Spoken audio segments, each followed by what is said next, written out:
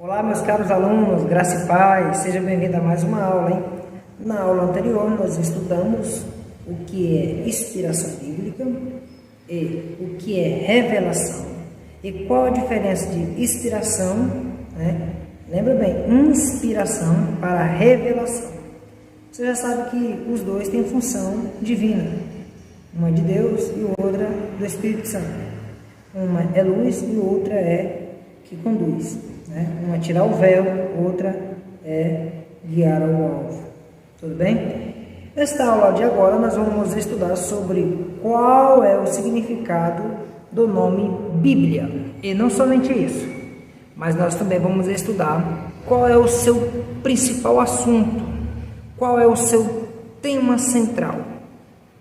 Tudo bem? Então, eu te espero lá no slide, para nós darmos continuidade disso aqui.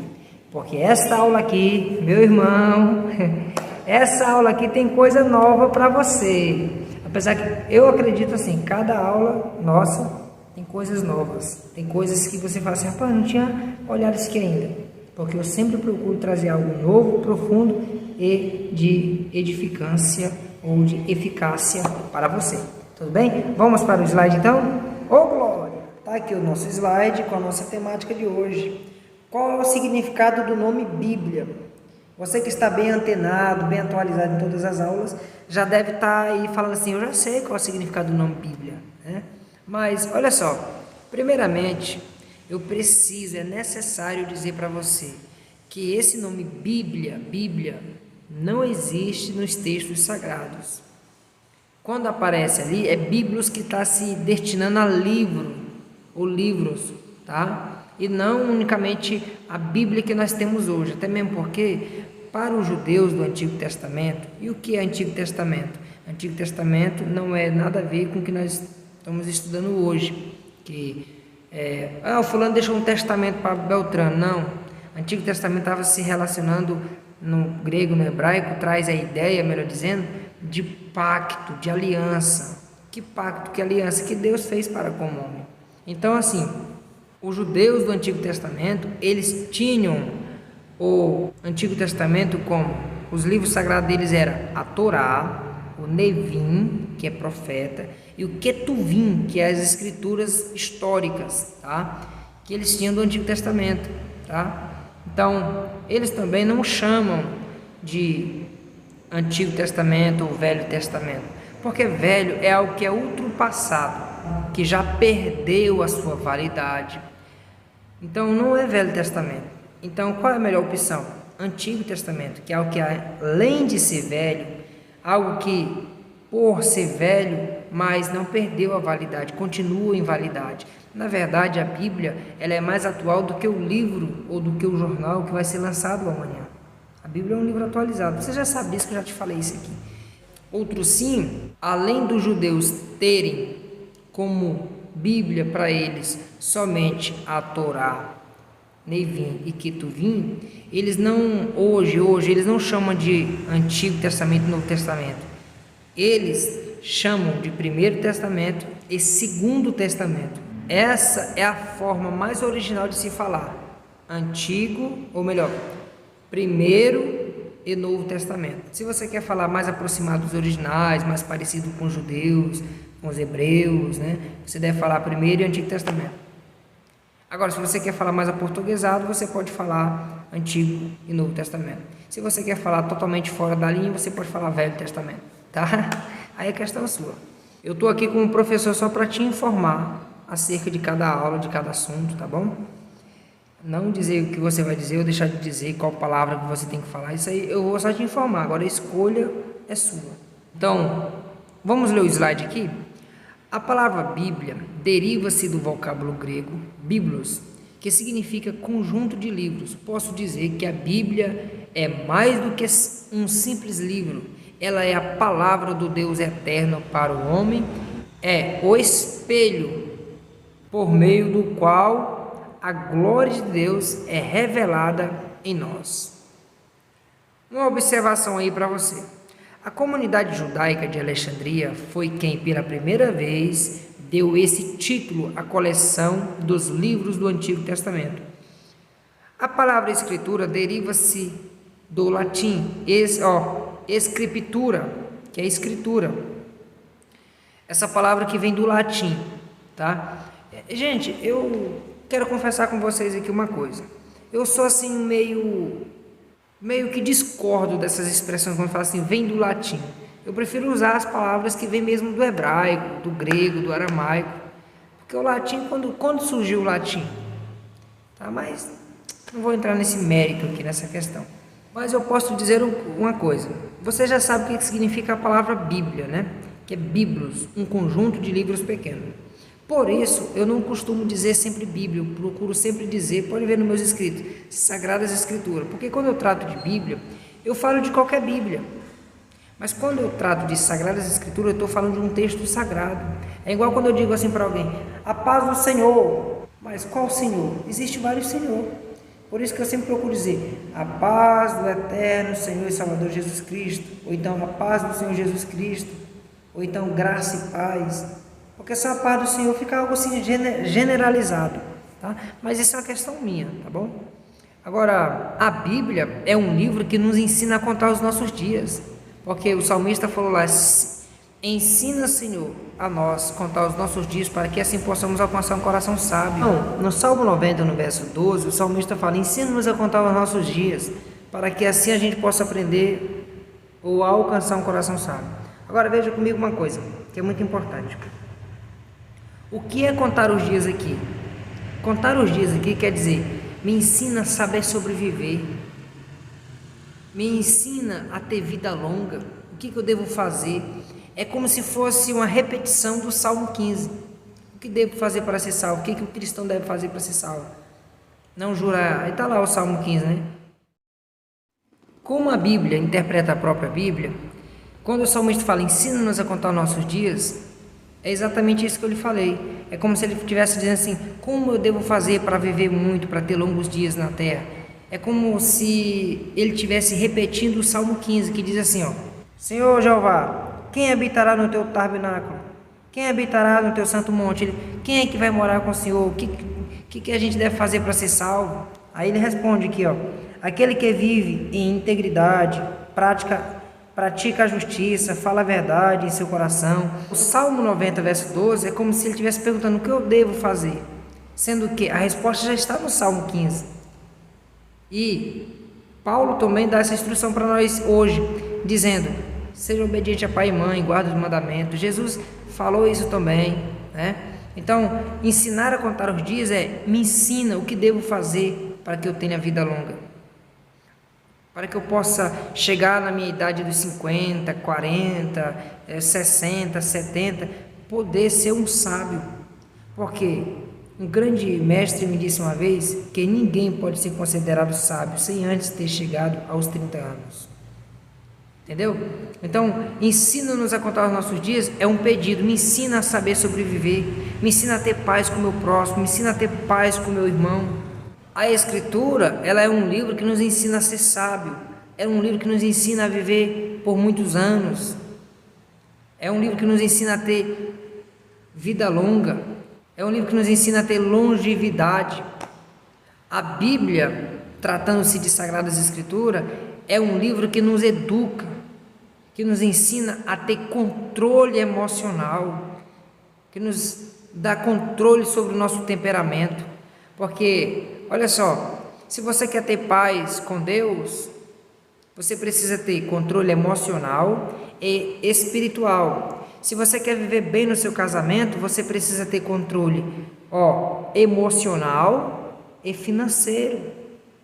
Uma coisa puxa a outra, é preciso ter equilíbrio, o equilíbrio, porque já pensou uma pessoa que ele é espiritual demais, mas ele não tem controle emocional? Faz besteira.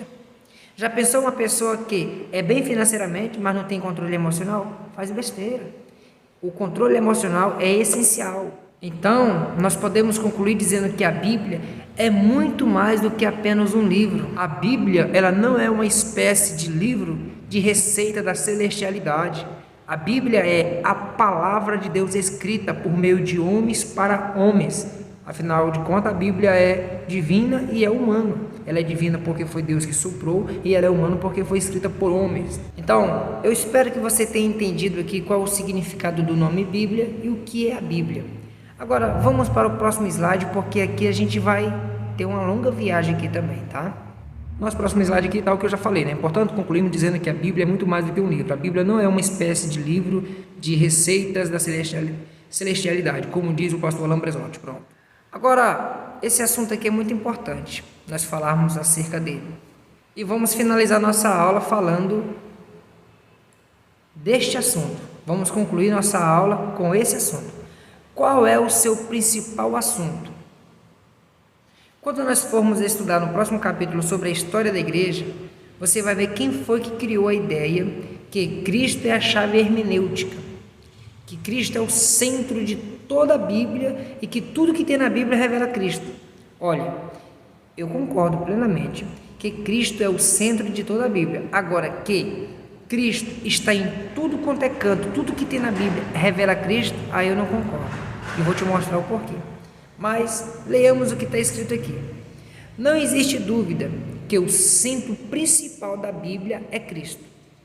Os puritanos diziam que se pegarmos uma faca e rasgar a Bíblia de fora a fora, o sangue que irá jorrar será o sangue de Cristo. Já pensou? Cristo é o centro do universo. Cristo é o centro da história. Cristo é o centro da religião. Cristo é o centro da Bíblia.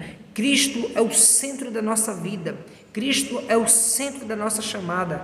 Cristo é o centro do Evangelho. Cristo é o centro da vontade de Deus. Cristo é o centro do nosso ministério, da nossa chamada, da nossa igreja, da nossa vida.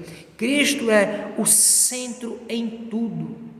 E dizia um hino, dizia assim: se ele não for o primeiro... Esse hino é lindo. Eu não vou cantar não, senão você vai parar de assistir a aula. Ô glória! Então, está claro, está óbvio que Cristo é o tema central da Bíblia, certo? Agora, voltando lá ao assunto, eu tenho que dizer para você, Cristo é o tema central da Bíblia, mas eu não posso dizer, repito, que ele é a chave hermenêutica. E quando eu digo que de chave hermenêutica, é dizer que ele está na interpretação, em todos os cantos, em todos os lugares, como alguns teólogos dizem por aí. Ah, essa cadeira é Cristo. Ah, essa cobra levantada no deserto é Cristo. Será que aquela cobra levantada no deserto ali era de fato Cristo? Será? Ah, mas eu já vi muita gente pregando que era Cristo. Ah, você viu muita gente pregando, mas a Bíblia diz que aquela rocha ali era Cristo? É igual alguém diz para mim: ah, Paulo foi até o terceiro céu. Eu falei: Paulo foi? Foi. Ele disse isso? Não, ele disse que conhece o homem, pô, então. Ele disse que conhece o homem. Ele, em nenhum momento ele afirma que ele foi. Ele diz: eu conheço o homem. Não existe nenhum momento na Bíblia dizendo: eu fui. Outra coisa, aonde está escrito na Bíblia que o quarto homem da fornalha era Cristo? Não está escrito isso. E não era Cristo. Tá? Então, assim, uma coisa é o que está escrito, outra coisa é o que significa, é o que de fato é. Tá bom? E para nós finalizarmos essa aula, porque eu falei que nós ia finalizar aqui neste assunto, eu quero dizer para você o seguinte: quando você estudou um básico em teologia, possivelmente, lá estava dizendo que Cristo era o centro de toda a Bíblia, porque em Gênesis ele era a semente da mulher, em Êxodo ele era o cordeiro pascual, em Levítico ele era o sacrifício, né? Em Número ele é o profeta semelhante a Moisés, em Deuteronômio ele é a segunda lei, mais ou menos assim, né? Só que eu quero te passar algo aqui mais profundo acerca disso, tá? Então, presta bastante atenção. Por que Jesus é o tema central de toda a Bíblia? Porque Cristo está em todos os livros da Bíblia. Por exemplo, no livro de Gênesis, conhecido no hebraico como Bereshit, ele é o cordeiro imolado desde a fundação do mundo. Ele é a árvore da vida. Ele é a semente da mulher. Ele é o temor de Isaac. Ele é o filho da mão direita. Ele é o leão da tribo de Judá. Ele é a estrela da manhã, ele é a escada de Jacó, tá? Então, só no livro de Gênesis, eu estou te dando algo aqui que na tua escola, quando eu te dou, não tinha isso, tá? No livro de Êxodo, ele é a vara de Levi que floresce. Ele é a vara de Levi que floresce diante do testemunho. No livro de Êxodo, ele é o maná escondido. No livro de Êxodo, ele é o cumpridor da lei. No livro do Êxodo, ele é o Adonai que desce sobre o monte Sinai. No livro do Êxodo, ele é a arca da aliança. Ele é o lugar santíssimo. No livro de Levítico, ele é o sumo sacerdote. No livro de Levítico, ele é o sangue da aliança. A palavra sangue no livro de Levítico aparece 89 vezes, tá? Muitas vezes aparece a palavra sangue só no livro de Levítico. No livro de Levítico, ele é o altar de Deus. No livro de Levítico, ele é o sumo sacerdote dos bens futuros. No livro de Número, ele é o sumo sacerdote que morre para libertar os prisioneiros do cativeiro, dos seus cativos. No livro de Número, ele é o nosso peitoral de juízo. No livro de Número, ele é a nossa nuvem, a nuvem que nos guia, que está nos cobrindo, para não sermos queimados pelo sol. No livro de Deuteronômio, que é chamado como livro de Devarim, ele é a segunda lei. Ele é o cumpridor da palavra, do Dabá, do Davá de Deus. Então, só para você entender, o primeiro livro da Bíblia é o que? Bereshit. Segundo, Shemote. Terceiro, Vaikra. Quarto, Abamidibá. E quinto, Devarim.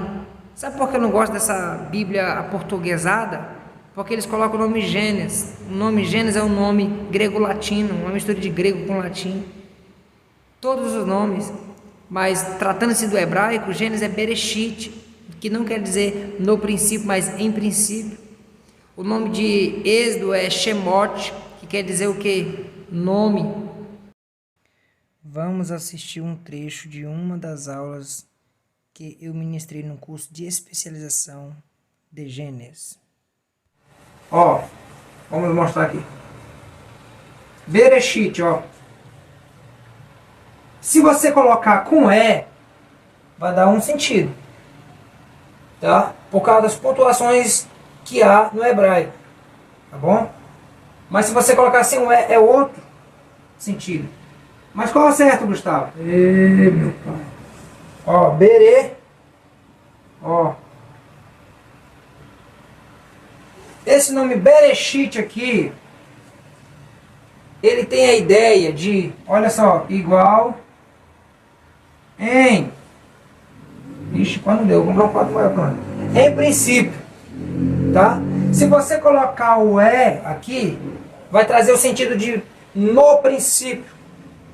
E não é no, é em. Você vai ver aí no decorrer do tempo isso com mais a profundidade. Por enquanto nós estamos só uma introdução, tá bom? Então, o primeiro segredo é esse aqui. Em, não no. Você vai entender. O Shemote aqui, segundo livro da Bíblia. Meu pai. Segundo livro, que é igual os nomes. Lá no grego latino, já não é os nomes, é saída, né? Pra você ver como é que é as coisas.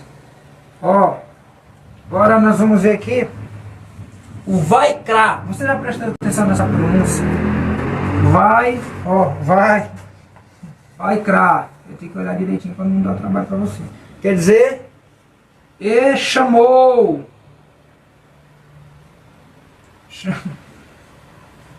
Chamou. Bereshit, Shemote, Vaikra. Olha que coisa interessante. Meu pai, números agora. Números, grego-latino, números, mas em hebraico é ban, mi, de, o D mudo, de bar. É quase a ideia de pai. Já você vai entender. Então aqui, quer dizer, no deserto. Deserto. O quinto livro do Pentateuco. Foi a primeira palavra que eu aprendi a falar em hebraico. Você acredita? Devarim. Devarim quer dizer palavra. Meu pai, que coisa bonita, hein? Palavras. Palavras. No grego é logos. No português é verbo. Ou palavra, né? Mas Devarim é o nome do quinto livro. O que é interessante aqui é que cada nome desse aqui, ele nos ensina uma lição. Cada nome desse aqui, ele traz para nós um significado. Porque isso aqui representa as 5 lições que o livro nos ensina.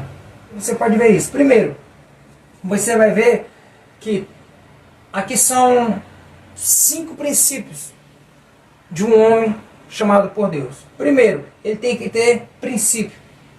Em princípio, o camarada era um desviado, então o cara era um alcoólatra, o cara era um isso, mas Deus chamou ele para uma obra. Então, em princípio ele era assim, mas Deus quis ele fosse assim. Então, o cara tem que ter o quê? Princípio. Ele tem que ter uma história, né? Segundo, Shemote, os nomes. Não basta ter princípio. Não basta o cara ter princípio. O cara tem que ter nome. Eu conheço pessoas que ele tem nome, mas não tem princípio. Tem princípio, mas não tem nome. Não basta ter princípio e nome. Também é preciso ter chamada. É ser chamado. Já viu aquelas pessoas que entram no história sem ser chamado? Infelizmente tem um monte assim. Mas para o reino de Deus é preciso ter princípio, ter nome, ser chamado. Para o reino de Deus. E saiba que você que está me assistindo agora, você tem chamada. Você tem a chamada de Deus para a sua obra. Você tem a chamada para pregar o ID de Jesus. O ID ensinai, o ID pregai. Glória a Deus. Este é o 4º livro da Bíblia. Bamidbar. Isso, garoto. Parabéns, você conseguiu. É isso mesmo. Bamidbar. Quer dizer, um deserto. Porque todo homem que tem uma chamada de Deus, ele tem princípio, ele tem nome, tem a chamada, só que Deus leva ele para o deserto. Porque quando Deus chamou o povo de Israel, para você ter uma ideia, primeiro Deus fez o quê? Deus chamou. Depois Deus fez o quê? Deus preparou eles. E depois designou. Mas Deus preparou eles aonde? No deserto. É no deserto que você passa para a escola. Esse bar aqui traz a ideia de pai no hebraico. Pai é o que ensina. Pegou a visão? Então é isso aí. Pai, bar. É pai. Pai é aquele que ensina. O deserto ensina. A maior faculdade do cristão é o deserto. Devarim, palavra. Aqui eu pego um pouquinho pesado. Porque tem muitos homens que têm princípio, têm nome, têm chamada. Já passou pelo deserto. Pensa em um deserto. Mas não tem palavra. Nós vivemos uma sociedade assim. De pregadores que não tem palavra. Não tem palavra em vários aspectos. Que é uma questão que você precisa analisar. Não tem palavra porque não tem para pregar. Ele tem dificuldade de ter uma mente assim para ministrar uma palavra. Ele fala, não, irmão, não nasci para pregar, não nasci para essas coisas. Tá? Mas ele passa pelo deserto. Ele não consegue pregar a experiência que ele... Não tem palavra em compromisso. O camarada faz um compromisso e não honra o compromisso. Ele fecha o negócio, mas não cumpre o negócio. É um trem difícil. Então, isso acontece na vida de um ser humano. Tem princípio, tem nome, tem chamada.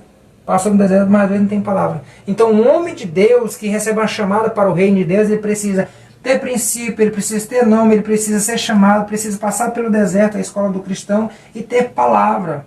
Agora perceba, assim, para a gente analisar aqui a mente cristã brasileira. Vai, crar. É como se dissesse assim, vai, escravo.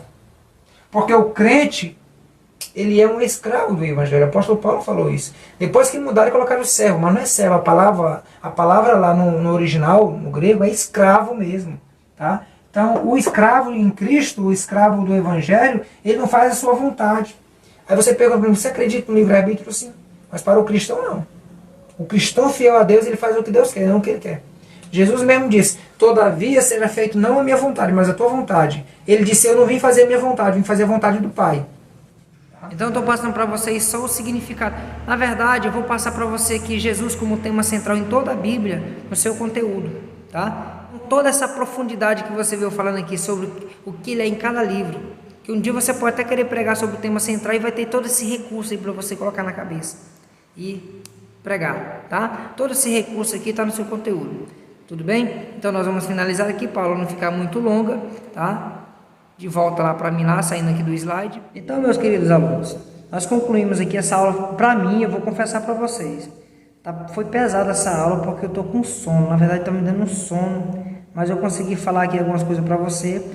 Todo o recurso profundo tá no seu livro, tá? Se você não entendeu a aula, volte, reveja de novo, leia o seu conteúdo, se aprofunda mais o máximo que você puder, tá? Que tem muita coisa boa aí que eu preparei para você. Tudo bem? Então nós finalizamos essa aula aqui. Nós estudamos já o que é inspiração, o que é revelação, o que significa o nome Bíblia, qual é o tema central. Tem muita coisa ainda para nós estudar neste capítulo, neste módulo acerca da Bíblia. Tudo bem? Então, vamos que vamos.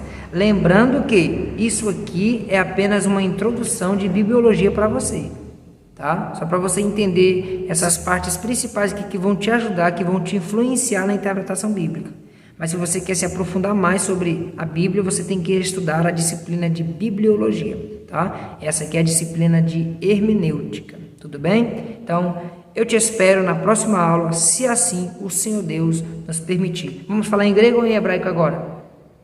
Em grego? Então, Adefós, Eirene, Kai, Kyrios, Jesus Cristo. Irmão, a paz do Senhor Jesus Cristo.